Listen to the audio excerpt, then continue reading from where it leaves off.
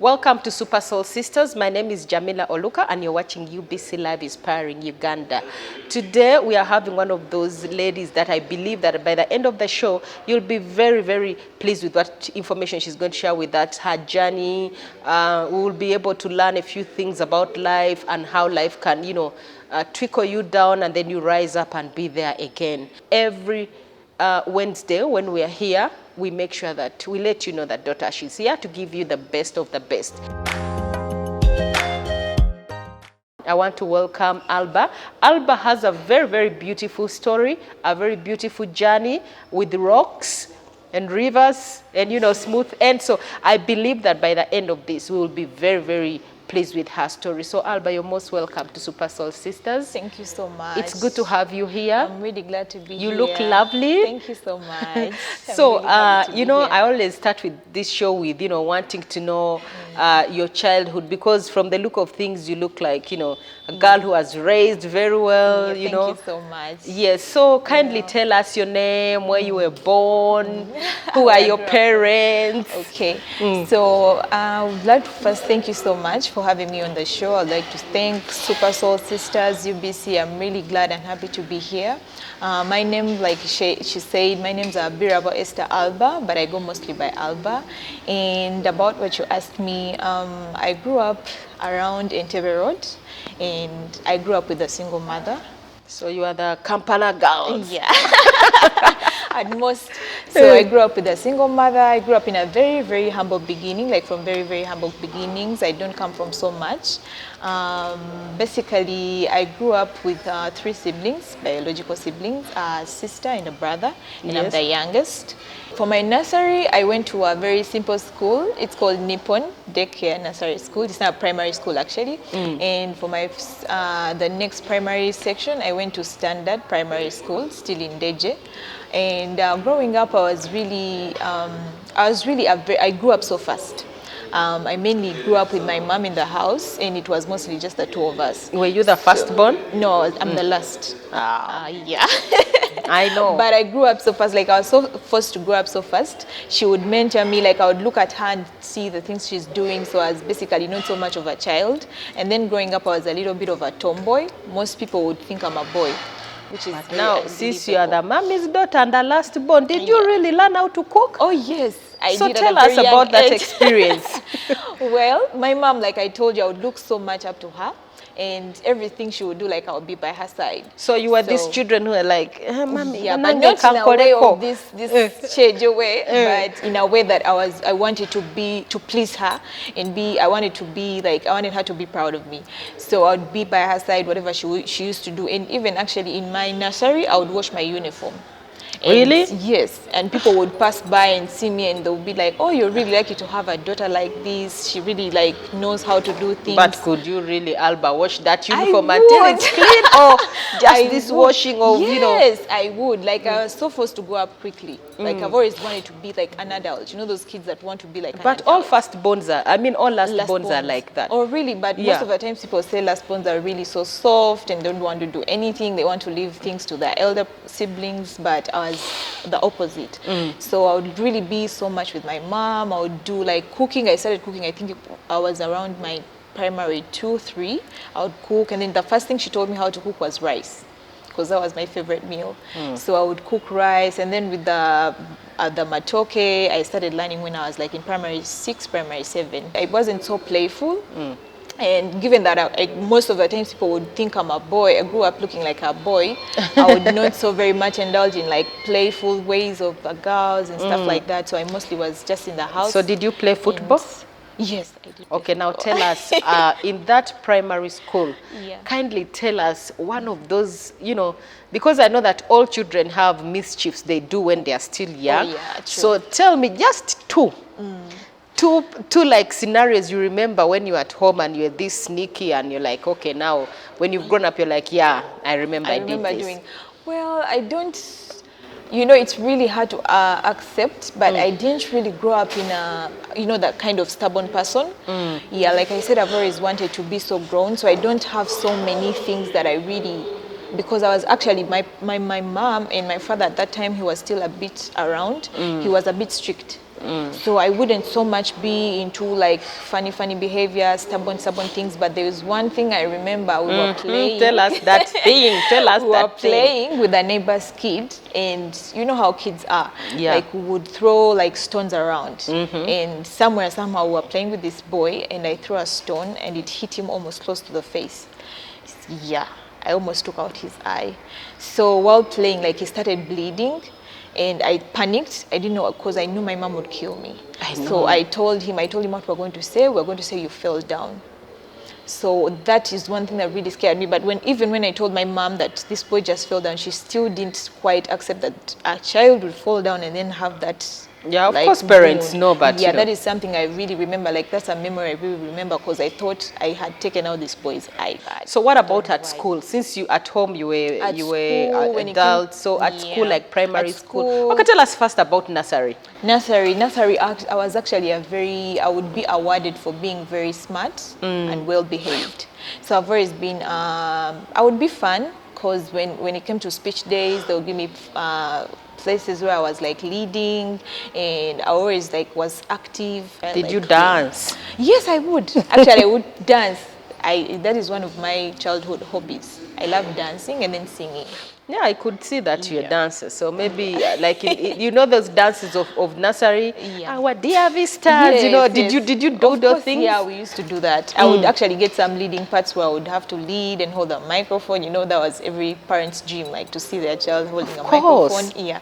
So I was given some roles where I would lead and dance. You know, yeah. And in primary, how was life like at school? Well, in primary, You know, because you were in Kampala. Yeah, I was in Kampala. Well, in primary, given that we grew up from a humble place in a religious actually home, in primary most of the times, and my dad was so strict about studies, like so strict about studies. So my main focus was like studying and getting the right grades and doing the right thing. So as primary went on, like almost close to finishing my primary, my dad was not so much like, I didn't live in a family unit where we would live with my mom and dad. He would just come around and then leave. So at that time, like being the youngest, my siblings were not so close with my siblings, given the fact that they were a bit older than me. So it was just mostly me and my mom in the house. So during my primary, like, you know, when you get to primary, you start growing, like even in the minds, you start being wiser. And then back at home, like things were not so fine. Given the fact that my mom was not with my father started like pulling away, and by the time I actually finished my primary 7, he had actually pulled away. So I started getting into this like darkness, like being a sad child, not happy. So did that affect you? Very much. Very much. And I didn't know at that time, I didn't know what it was doing to me, like my surrounding and environment, the family. But as time went on, I started like wanting to be with my father, like needing him. And then it was almost like sort of like a war between them and my mom. So how old were you by then? I believe I was around 12. Yeah, that's 12, the age. Yeah, 12, 13. So growing up, like we had neighbors around, and then you see the neighbors are happy, they're having their family unit, you're not They're having seeing that. their daddy coming back with Yes, the Kavera. Exactly, you see what is going on in the other family, so it started making me a sad, like young girl, and I started being, at that time I didn't know what it was, but I think I was depressed. Yeah, because I would cry a lot. were. Yeah, I wasn't happy, I would cry a lot, and then most of the times like needing my dad, and then he's not there. Like it really affected me. And then when it comes to my mom, you know, like you said, our upbringing really affected us. My mom didn't grow up with her parents. They both passed away when she was young. Yeah. So she was really, I knew my mom loved me, but she was not really that loving kind of mom. Like, or maybe herself, she didn't understand how to give that love because she didn't experience it. Exactly, that's a very thing. So she didn't know how to really be a hands-on mom and be that lovey-dovey mom. And I believe every child needs that. Yeah. You know, people, like mostly in African families, like people don't really know that a child needs that nurturing and, you know, love from a parent. So it just left me there, and I just started being such a loner. Like I would even go to my neighbors' places, like to go and visit them and then see them how they are happy, and then would run to the bathroom and then start crying.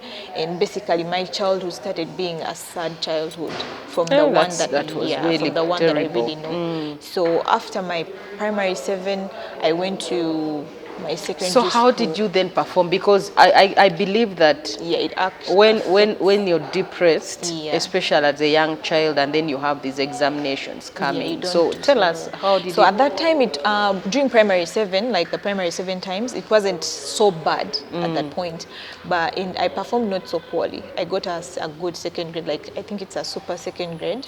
Yeah, I didn't perform so poorly. But when it came to my secondary school, I started like now seeing what is happening with my family. I started like feeling the animosity from my father because of the family differences. Yes. And then I started just being, my mom was not so hands-on to see like, oh, you're studying, what are your grades or whatever. She would just leave that to my father, like to handle that. So now tell us a little bit about your vacation, because coming out from exams and then Yeah, your the father not being vacation. there.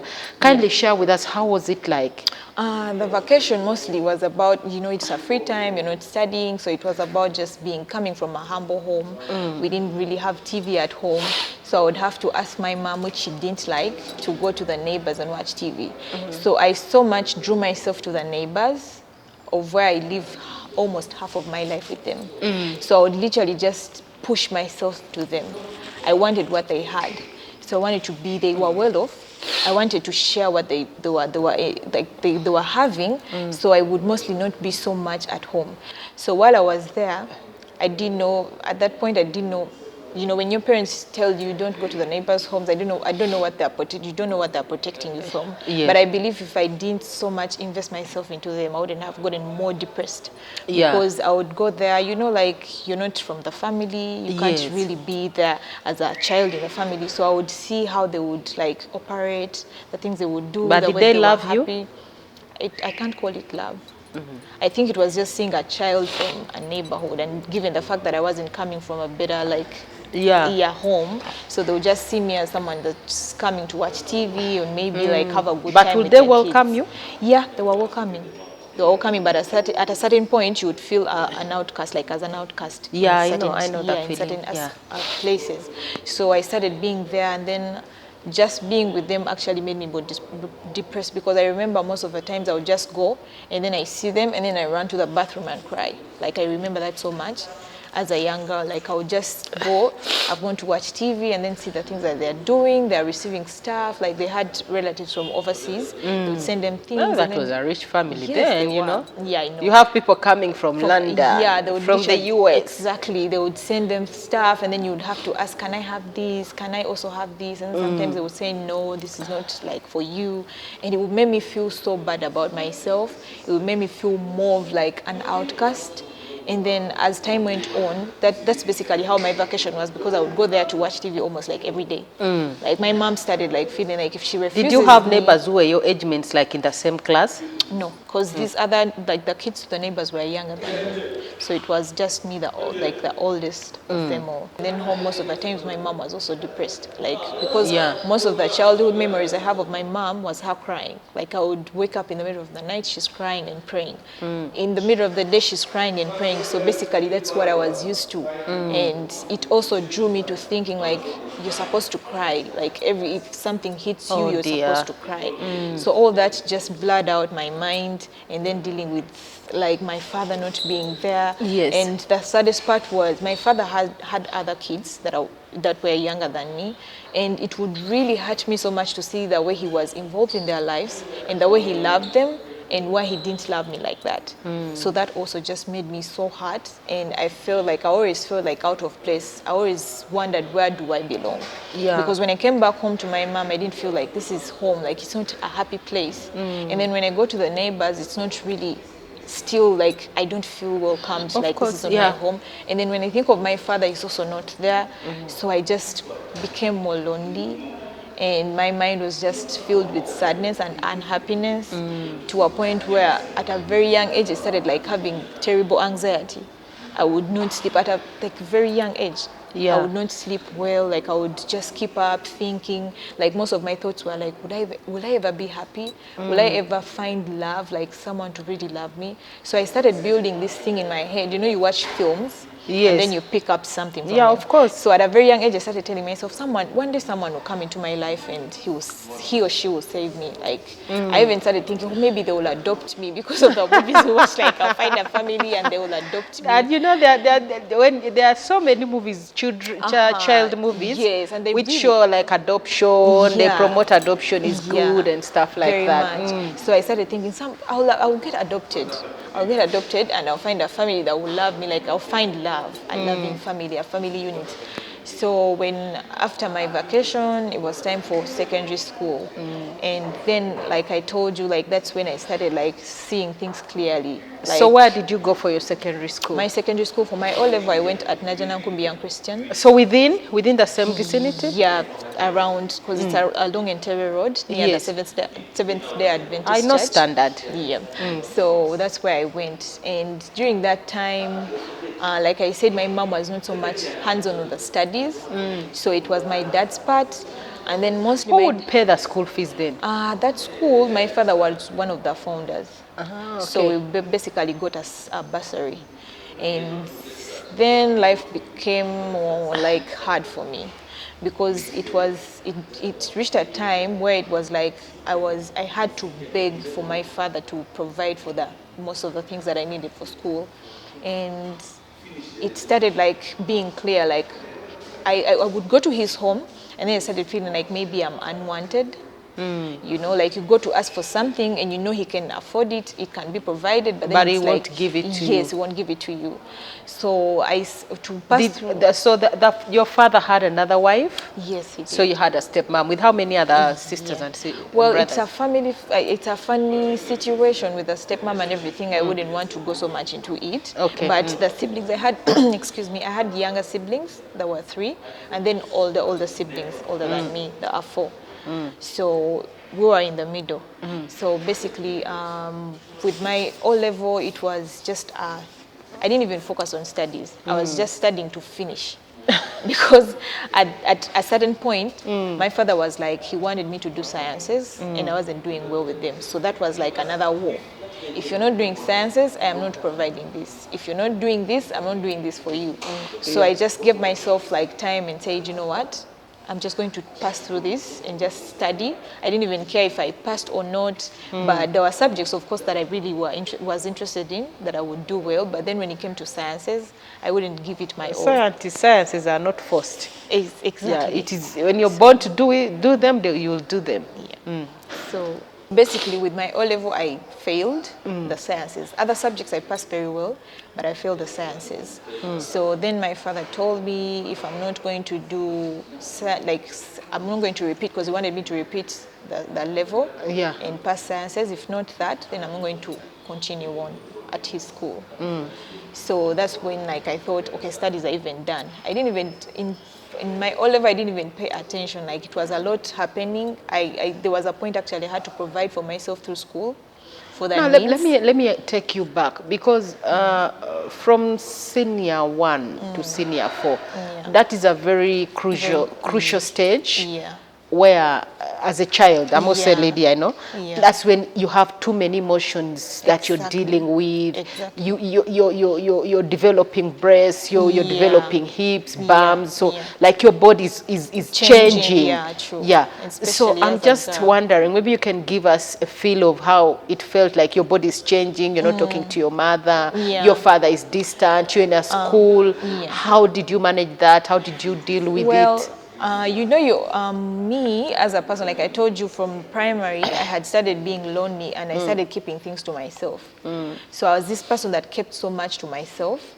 And during that time, with the things that were happening, you have friends that you keep around. So I would share with my friends some of the things that are happening. They would also share. So I'm like, okay, this is happening. I didn't really have someone to really be there and tell that this is what should I do. I would just listen to the girls and what they say, my friends, and go like the peers and go with what they're doing. And I'm just thankful that they were not so bad peers, because most of the times they're bad peers. I used to hang around girls that were just fun. We would move around and tell each other stuff. So basically, I think with that changes that I was experiencing, I shared so much with my friends. And then after my Form 4, I thought studies were done. I was like, you know what, now I don't know what I'm going to do with my life. And then, you know, miraculously, God always helps his people. A relative of my mom called prior to the senior 5 people going back to school. She called and asked how I performed, and my mom told her, like, she didn't perform so well, but when they shared my results, she was like, she can get a combination.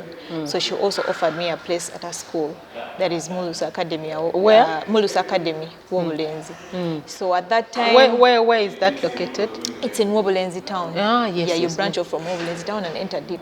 So at that time, given the fact that I was so close to my mom, it has always been me and my mom. And then going to boarding school, I actually had never been to boarding school. It was so painful. I remember crying. My mom cried, like just leaving. It's like Because it was going to be the first time you're actually yes, I'm departing, living yeah, so and then far being from on my mom. own.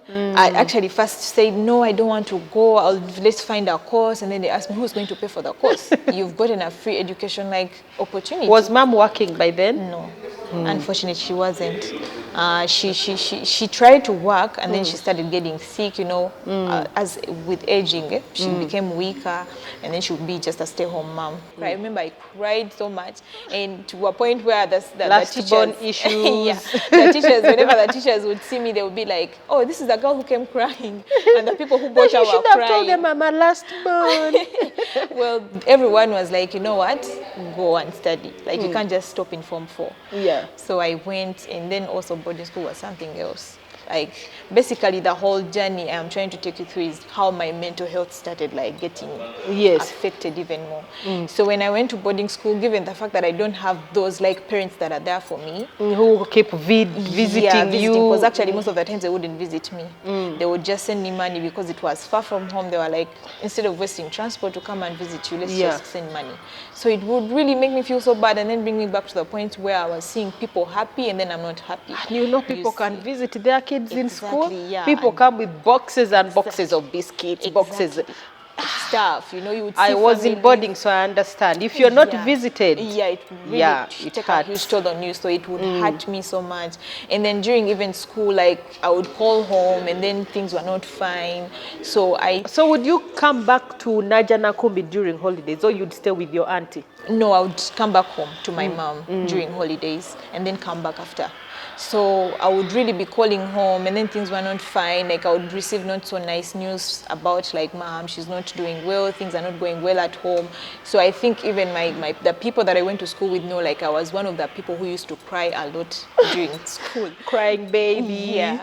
So I would cry a lot, and then I would still be unhappy. Like there was always something missing. So after school, my sister was there actually. She would help support with a few things that I needed for school. And when I finished school, she told me, you know what, just like the rest of us, after school, you need to find what to do. And first of all, we need to support our mom. So how did you like, I want you to share with us, when you were in like in secondary, and then you went to, like in HSC. Yeah. How was the relationship now? Because you told me that your father like said, if you don't do sciences, then I'm not going to step in to support you. Yeah. So how did you handle that, and what happened exactly? Because now you had to go to a different school very far from Kampala, and then you're going back to your mother's side. You're not with the father's side. You know, in Africa we have a patriarchal families. Like you have to go with the father's side always. So now you're going back to the mother's side. You're going to a first school. You are already depressed. Badly depressed. So how did you handle that? So like I told you, after my Form 4, knowing my father, actually he did tell me, and he didn't even pay for my Form 4 registration. It was my sister that did. So when he told me, you know, if you're not doing sciences, I'm not furthering your studies anymore. Like I'm not sponsoring that anymore. And after that, actually when I finished, like I told you, when I finished school, I was thinking I'm done with school. So when this offer came in, at that time we weren't even like, I don't think we were communicating with my father, because I was growing, actually, I won't lie, I was growing hate for him. Like I felt like he was mistreating us for nothing. You know that those kids that are just stubborn and very too much, but we've always been humble, and then I just wondered why he did really have to push us so to down that like that, to that extreme. Yeah. So I started growing hate for him to a point where I just blocked him out, and I'm like, I don't have a father. So when this offer came in, I just took it, and we never actually, my mom told me that he asked about me because he wasn't seeing me around. He asked about me, it's like, where did you take my child, stuff like that. And my mom just, I don't know what they told him, but then we never really had a relation. Actually, did he ever come to school? Did you ever see him during those 2 years? No. Did he try to look for you? No. Oh He dear. never did. So so actually, I think after my Form 4, our relationship just broke away. It just got cut. Yeah. And I just told myself the only family I have is my mom and my siblings. So after my HSC, basically it was just painful.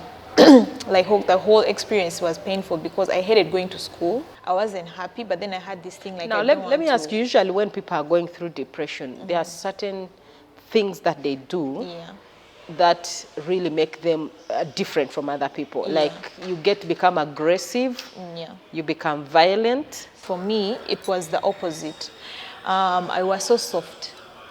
And I used to be the kind of person that I wanted to be too good to other people. That is actually what, like the way people have treated me, I didn't want that to be the way I portray myself. So I've always been actually all my friends, when you ask all my friends, like I'm the most sweetest and down to earth person. Like I was so welcoming, because you're right. Like most of the times when people go through these things, they become more violent and angry. Yes. And then for me, what I know, the only issue I had was anger issues. Like I would easily be angry, but then I was so soft.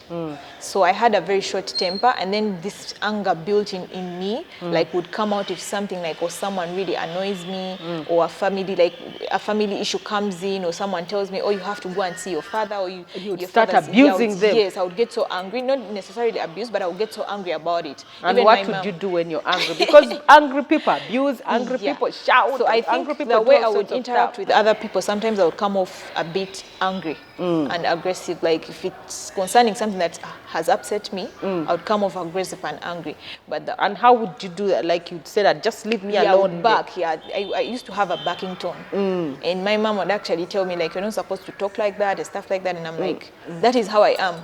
And even up to today, she knows me. I'm like, that is how I am. But not knowing, like, this anger was just built in me. Triggered by depression. It's triggered by depression. But then the other side was like, I'm so soft. Like, I don't want to treat anyone badly. I don't want to hurt anyone. I don't want to disappoint anyone. So after my A level, I just know I'm coming out to the world. I need to basically hustle. So like at school there, were you at one time, just tell me, did you ever do something that made you go to that disciplinary? No, I was so disciplined. Like I was so fearful to disappoint the person that offered me this place for free, and then so did that make you study? Did you study then hard? Yeah, that time I studied and how hard, did and you I performed well. I Mm. performed well for my HSC, and I always felt like I have a lot of people that have put a lot on the line for me, like this person that has offered me a place, and my mom as well. You know, you always want to make your mom proud. Yes. So that time, like I actually tried to focus, and before in my O level, like I wasn't really caring, but given the fact that there was another person there, like that offered me a place, I told myself, you know what, I have to make this person proud, and my mom proud, and also my sister, and who's helping me, support me through certain things. I also have to make them proud. You're still watching Super Soul Sisters. My name is Jamila Oluka, and this show runs every Wednesday at 9 p.m. and also I repeat on 11 a.m. every Friday. And if you happen to miss one of those days, you can catch us on YouTube, still Super Soul Sisters. But also I want to remind you that you want to get good furniture, you want to beautify your home, you want to make your home look like that kind of Hollywood home. This is the place to come and get stuff, and this is Dotash. Dotash is one of the most accessible places you can come to pick your stuff if you want to decorate your home, make your home beautiful, because they are located just here around Spear House, Ginger Road. So whatever you want, please come here and check it out and make your home look beautiful, because they say the only place you can rest is home. So you're still watching UBC. Let's go for a break. We shall be right back.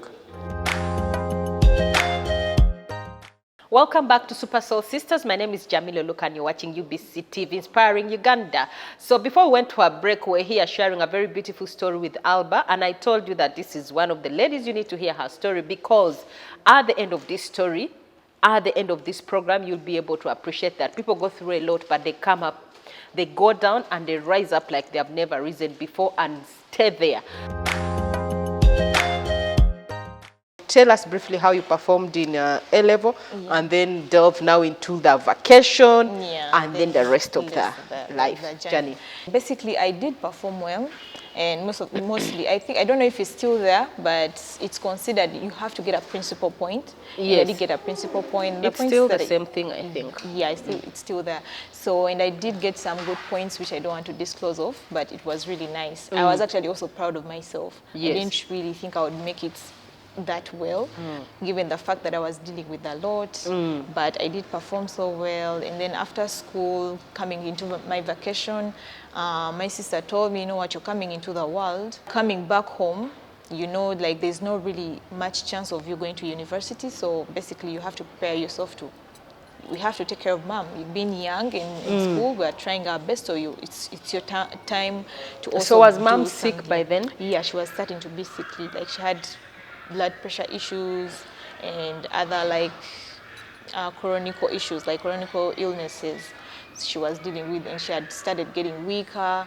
So basically she needed so much of us at that time. So when I came home, I just put it in my head, I have to find a job. You know, most of the times when you're going through vacation, they tell you need to find a job. Whether you're going to university or not, you need to find something you're doing. At least you either go and manage a shop, work in the supermarket. So I tell myself I have to find a job and start supporting myself and my mom as well.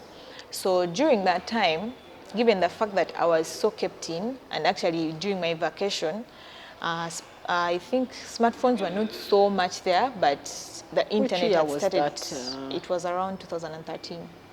Yeah, the smartphones are just coming. The WhatsApp had just set in. It was Samsung which was trending then. Yeah, but mostly it was Facebook that was so on. Like, it would be so much on Facebook. So at that time, I took all my attention and my pain and my sorrow into Facebook. Like I would be so much into Facebook. I would always like trying to make friends. Like I told you, like I wanted someone to save me. So basically, I wanted to find that person who's going to like love me and welcome me into their life. It didn't even have to be like a boyfriend, because I wasn't really thinking about that at that time. So I started like also as well looking for a job and making friends. So during that time, while I was looking for a job, I used to pass around home, and there's someone that I would see around my home area. And he was working for a certain company, and I would see him driving the car to the company around. So when somehow we got to meet up one-on-one, and then we talked, he started asking me about myself. You know, you're a young girl, you're meeting this man, and he asked me about myself. I told him like I'm in my vacation, I'm trying to look for a job. And he told me, oh, I can help you find a job. Like we have vacancies in my company. So I told him, okay, we'll be in touch. So he takes my number, and while we were communicating, he tells me like he has some forms for me to fill. Yes. So I told him like, you know where I stay, because he knew where I stay. I'm like, you bring the forms to me. Bring them home. Yeah. That was still in Deje. Yeah. So he tells me, no, I can't bring them there, because there are certain things I need you to help you fill in. So I'm like, I get this fear, because now I'm like almost like I'm grown. I know what happens. I know when you get still this naive girl. Yes, exactly. I was a bit naive, and then a little bit of innocence was still there, but then cautious. Yeah. So I'm like, no, why can't you just bring them to me? He's like, no, you have to come up. I need to help you fill them in. So basically, it took days. I ignored him for days, because I was feeling like this person is trying to do something. Yeah, because usually you get this instinct which tells you that no, this is not the right thing. I'm like, yes, I do need the job, but why is he really insisting on me going to his home to fill in the forms? So I remember that day he called me. I mean, that day I ran into him. I actually just ran into him. I was so depressed. That day I was crying. I don't know what had happened, but I remember I was crying. So while I was moving, I ran into him. He's like, Alba, I told you to come in to fill in these forms, but you refused. Like the job opportunity is going to go away. So I'm like, you know what, let me just go with him and fill in these forms and get it over with. So I follow him, and then he gets to our home. I stay outside. I'm like, I'm going to wait for you outside. He's like, okay. He gets inside, and then gets on the phone. I don't even think he was talking to anyone. He gets on the phone and starts like talking. And then I'm like waiting, because by the way, I had been sent somewhere that when I ran into him. So I'm like waiting, I have to go back. They sent me for something, and Yes. he's on the phone. He's acting very busy on the phone, talking to someone. Then while I was standing outside, he opened the curtain, and he's like, come in and sit, like making sense for me, come in and sit. So once I'm like, you know, when you're not in your right state of mind, I'm like, let me just go in. I just went inside. Once I went inside, he locked the door. And then when he locked the door, actually what I forgot about this whole story was, as he was offering me a job, he tried to get with me. So I told him at that time I had a boyfriend. So I was like, I have a boyfriend, so I can't cheat and stuff like that.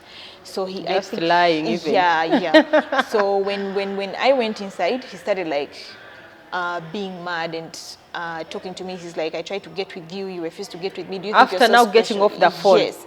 He wasn't even talking to anyone. He's like, I tried to get with you. Do you think you're so special? I've seen you around, you know, you act like you're so too good, stuff like that. We started like exchanging words. I'm like, did you really call me here for this? Like, where are the forms? I don't want to get into this. You called me here for the forms, just give me the forms. I signed them and go. This guy, I think he had actually was under the influence of something.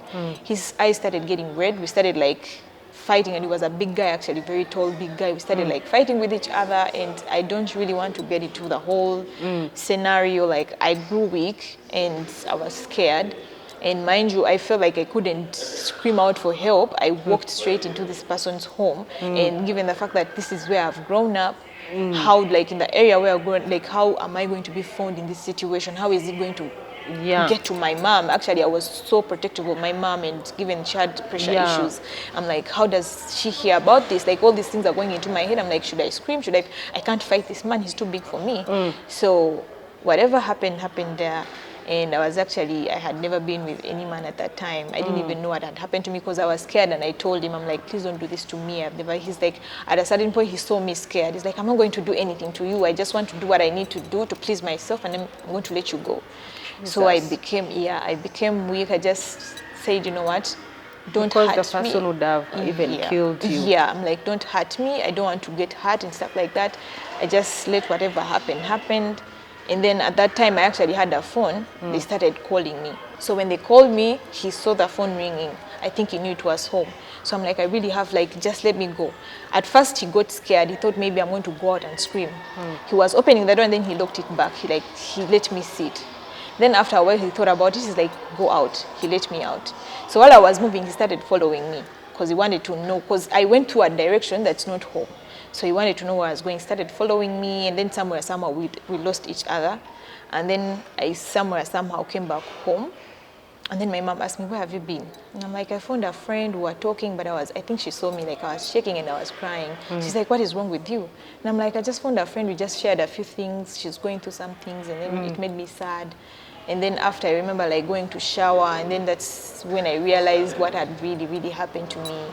And I remember going to bed, and I started crying, and I really needed someone that I could talk to about that. Yeah, but then of course, I felt definitely. like I didn't really have that person there. Mind you, the people that I went to school with, the friends, at that time I think were already going into university. Yes, so everyone was, still... me, I'm still home, and I'm dealing, like, I've always been so alone. I'm dealing with my life. So I basically just kept this secret to myself, and then added that pain on whatever it is that I was going through. It was terrible. So after that, like, I just found, like, I don't know, like, is it solace into the internet? Yes. So I started being so much on the internet, and then trying to make friends off of the internet, but I don't want to really go into details.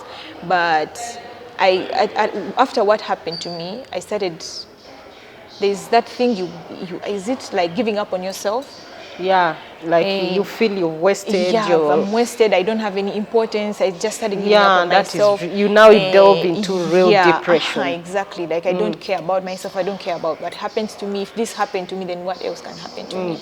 And actually, like, someone would ask me, did I fear for my, like, whatever, like, maybe have caught HIV or whatever? At that point, like, I was first scared, but given the fact that the way I grew up, I actually didn't really love myself the way I grew up. So when this also happened, I'm like, if I went through everything that I've went through, and then this has been done to me, what is really there? Like, if HIV is going to come, let it come. I don't care. So I started, like, meeting people on the internet. Still, these people would invite me to their homes and would want to try to do stuff with me or things to me, and then somehow, you know, some people are different. When you show them you're not interested, they leave you alone, and some would hate you. But then I would really be so invested in the internet. I didn't know what to do. And then I didn't have that guidance, like the real guidance. Because you were still young. Yes, I was still young. I needed guidance for someone to tell me, you're not supposed to do this. You're not supposed to go into people's homes. You know, as a young girl, what are you going to do in a man's home? Like a man invites you, especially a stranger, someone you don't even know. So I didn't have that guidance. I would just do whatever I find. And my mom was not really like, she was, I think at a certain point, she saw the pain I was going through. You know, a parent can tell. We and then know she our had, children, yeah. And then she had a soft spot for me. So she wouldn't really be on me, where are you going? And most of the times I would be at my sister's. And usually parents know that after senior 6, the child has grown up, so they need to see how the world is. So she would not really ask me, where are you going? Who are you going with? I would just say, I'm going to see my friend. I started getting suicidal thoughts. Like I started really hating myself. I didn't see any purpose to my life. I would see my friends at university, they're living their lives, they're happy, and then there's me. I'm always like with issues. Every time they reach out, what's up, Alba, what are you doing, what are you up to? It's just sad stories and sad like things happening. But then somehow I experienced a few more like issues. I've experienced a few more issues with people, and then it's, as you know, I would cry a lot and then start thinking, and I'm like, I really thought, and I'm like, what am I supposed to do? Like, what should I do? And then a thought came into my head, and I'm like, you know what? I should really share my story. I should really come out and share my story and tell people what I've been through. People really need to know. But at that particular point, didn't you seek for medical? No.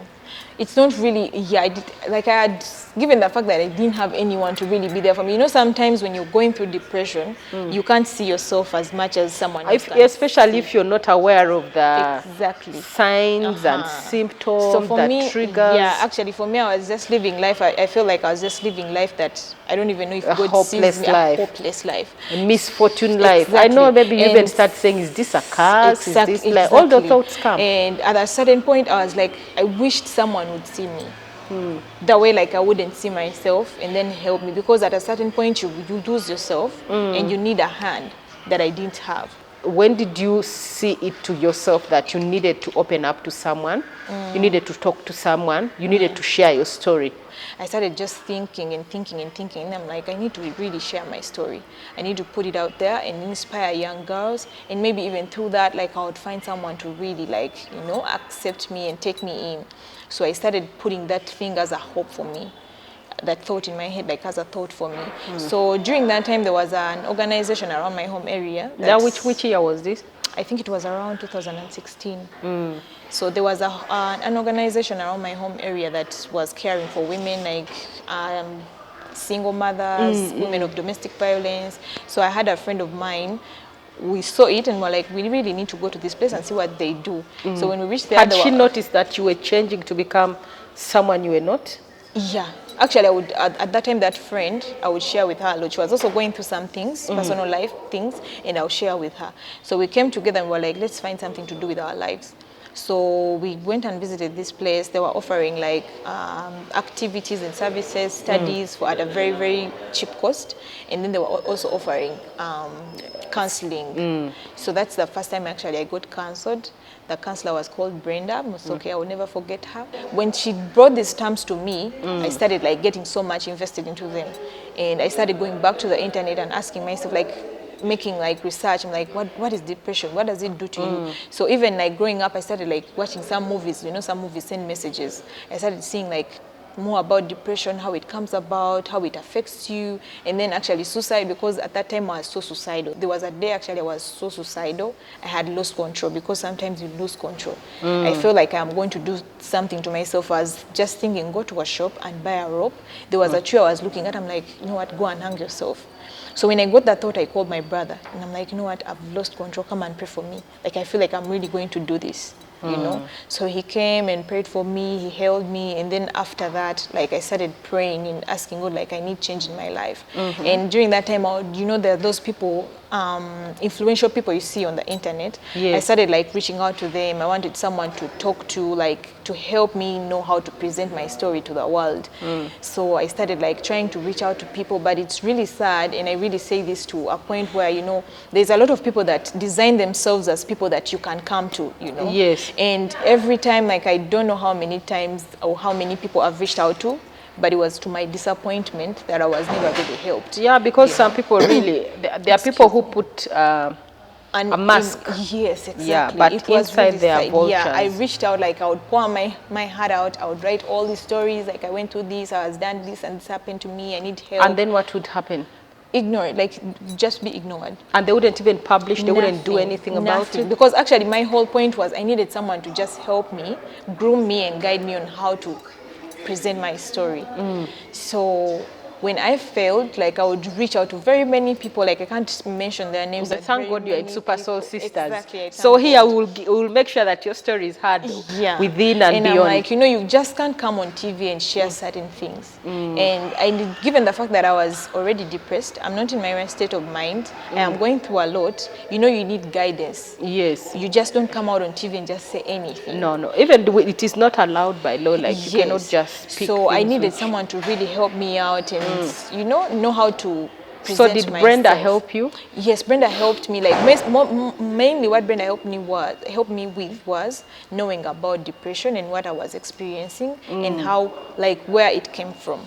Because I told her about my upbringing, my family, and then she basically Clicked the dots. Yeah, and- clicked the dots and made me understand what I was going through. So the rest was to me. I started, like, you know, making research and trying to understand everything. So after that, like, fast forward, like, I want to get to quickly to where because I shared my story before, to where I shared my story. So I got a job. I was offered a job, and at that time that was actually the first real job that I had got. So I started working the job, and given the fact that at that time I was not actually used to being around people, I was so alone. I used to be so alone, and this time, like, I was supposed to be around people most of the times. So I started trying to adjust to being around people, and then, you know, getting in town actually, because I used to be so much at home. I don't know how life in the town life works. Sometimes some jobs are not, like, good enough, you know. Yeah. You just work, but mentally they are depressing you. Exactly. So this job started affecting my mental health as well, and that I didn't actually really know, but I just felt it was like my life. I just felt like it was my life journey. Life is not making perfect sense. It's not working out. So then what happened? You left that job? No, I stayed working, but my mental health was getting worse. So during that, there was a period we went into COVID, and then I got so depressed during the first COVID lockdown. I was so depressed. So I where did felt the like- COVID get you? With mom? Yeah, I was with mom. Like, I was so depressed. Remember, I have to be there for mom. At that time, like, I was mainly the person that's with mom. I have to take care of her. And I got so depressed. I was so suicidal. You know, a lot of people were affected by COVID, like the lockdown and all that. But so many. with someone like me, it was really hard to take in. And then after the lockdown, we tried to come back and trying to work life through. When did you get the job? After the lockdown? No, I had the job before the lockdown. Then when we went to the lockdown, you lost the job? No, I stayed on the job. At first, I wasn't called back. So I stayed home while others were working because, you know, finances had changed at that time. So when they called me back, things had changed, like the payments and whatever had changed at that time. So things were harder even then. So with me, like, I started being more depressed and wondering, like, how am I going to make ends meet? How With am I this going small to, salary. Yes, with this small salary, how am I going to make ends meet? When we went into the second lockdown, I went into the lockdown with my headspace, like, I'm going to share my story this time, like, I'm ready, because I had reached out to very many people and I had failed to find that person, and I was like, you know what, this is up to me. I need to share my story. And mind you, I wanted to run away from that life that I was living, working the job, because there were so many challenges I was going through. So when the lockdown was about to end, there's a person I reached out to, and I told them, you know what, I told them about my story. Did and they were help like, you? Yeah, they were like, I needed to connect me to TV.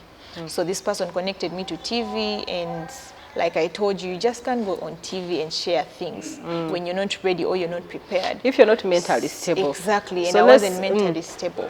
In just a nutshell, so what like, how did you, do you have help now? Yeah, like that's where I want to get to.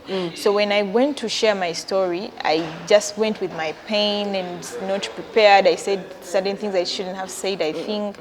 And a lot of people, like, criticism came about, you know, from the family, from the people around me, even at work. People were like, why would you go on TV and share And talk such about things? such things. Yeah, and I'm like, you know what, I just came out to share something to inspire. So that I can survive. Yes, to help people and help people know what really people go through. And young girls, especially young girls, what they go through, the challenges and risks that they face. I didn't go on TV and say, you know, I'm selling my body or whatever, like stuff like that. So why are you criticizing me and what I'm doing, you know? And I didn't even have a support system with me then. So I was like, because when I went on TV, my whole point was I wanted to create a platform where I share bit to bit of my story. So do you have that platform now? No. Like, people saw me and they were waiting, because a lot of people were supporting me. They're like, thank you so much for what you're doing. Thank you for coming out and sharing this. But then due to the fact that I didn't have a support system, I didn't have the right people around me, I just gave up on my dream. Like, it was like my dream. I just gave up on it. And then I went back into being like, but let's wrap this now. Like, where are you right now? Right now. So basically right now, I was going through some life challenges. Again, like with mental health and stuff like but that. But have you reached out to get like proper treatment? No treatment. I haven't received treatment. So I just decided, like I had said, like when I went on TV. Have you heard of other organizations like Strong Minds, which helps people with depression? Yes, I have heard, but I know I've never really reached out to them. But now. But you can reach out to them because they offer free services. Yeah, you know, sometimes you hear these things, but you don't know how to go about it. Like, you don't know how to get there to it. So when I was just like I was saying, when after I went on TV and I failed to accomplish what I was supposed to accomplish, it took me time to go back and think and say, like, and challenges that I did go through, and say, you know what, I really need to go back and share my story. I feel like this was my purpose, and really create this platform. And that is why I came back and said, you know what, this is something that I was supposed to be doing. I wish I didn't give up on myself back then. And you shouldn't give up on yourself. Yes, Starting exactly. from today, I don't want to hear that Alba has given up on herself. So I was like, you know what? Please don't. Yeah, there's a lot that you're yet to do for people, so right for now, yourself.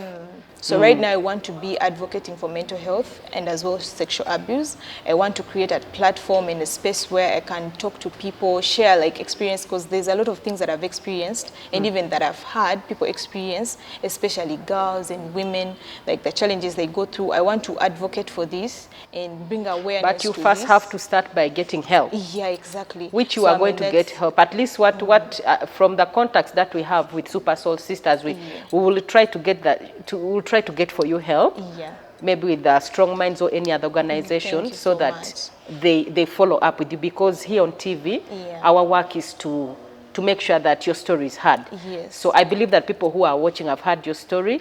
At least I know of Strong Minds that they really help people with depression, and they actually focus on women. So thank you very much. Thank you for having me. It's been nice having you. It's been my pleasure. And sharing that story. Yeah, thank you and I believe that people who are out there will really resonate with you. Maybe give us the last advice you'd want to give to people outside there. Well, basically what I would want to tell people is to always put themselves first.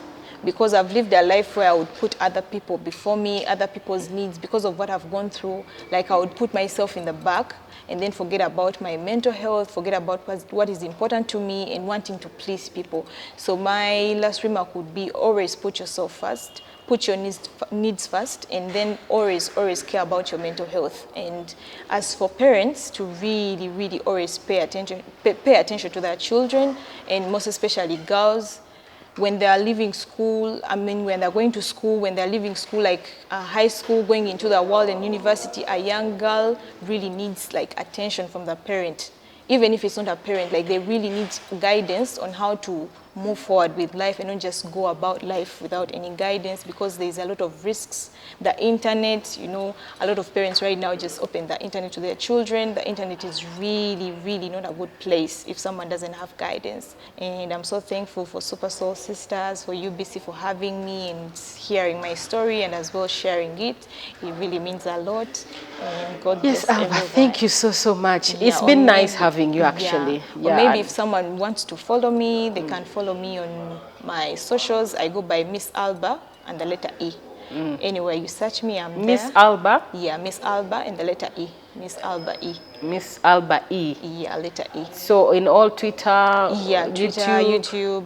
Yes. I would like to thank you so much for coming for this show. You know, that's why we have this show of Super Soul Sisters, Yes. because we want everyone to have a platform to tell the story. And you know, our main aim as UBC TV is to inspire. That's why we inspire the whole of Uganda. Yeah. So this is your television. Whenever you have anybody who has a story that you think it's worth sharing, it's going to change someone's life out there. It's going to, you know, make a difference in someone's life. We are here as Super Soul Sisters. We will always bring you the best shows. And if you know that you also have a very good show, a good story that you want to share with us, please find us at UBC. Also, I want to tell you that Alba shared her story. Please make sure that if you are out there and you're a person who treats depression, please reach out to us or reach out to her. She has already said that she's on YouTube with Alba E. Miss Alba. So Miss Alba E, so you can reach out to her and then maybe find a way of helping her, because depression is real and it can be treated. However, I want to thank you again for watching this show. Please remember to always tune on every Wednesday 9 p.m. and 11 a.m. every Friday. And if you happen to miss, please catch us on YouTube. Still Super Soul Sisters. Also want to give credit to Dotash for giving us such a lovely place. Please keep coming here to buy stuff. You will not regret. That's what I will tell you. Thank you so much for watching the show. My name is Jamila Oluka, and have a blessed night.